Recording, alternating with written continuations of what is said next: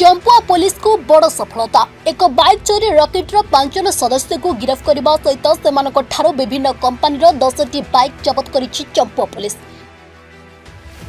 गिरफ्त ने Champua block Brahmapur Karanjia grammar Anil Chaudhary, Lakshman जीत, बारिया थाना चंद्रशेखरपुर अंचल बाइक टीआरएस मालिक धनेश्वर महंत और अन्य 2 नाबालिक एमाने चंपुआ और आखपाख अंचल बाइक चोरी कर नेबा परे सुजोग देखि अति कम दर में बाइक गुड़िक बिक्री करिथांते बोली पुलिस जानिबाको पाइछि।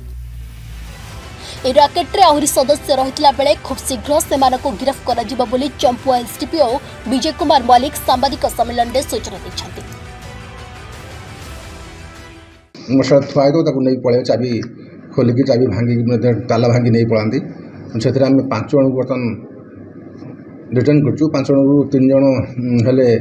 मेजर आ 2टा जुवेनाइल अच्छा से आम 10टी गाड़ी रिकवरी कर विभिन्न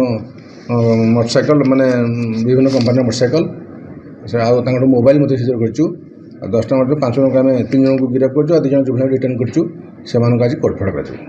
सब जोड़ा बड़बिल चंपुआ ये सब अंचल 6 जन अच्छा आम गिरफ्त कर गिरफ्त करूँ।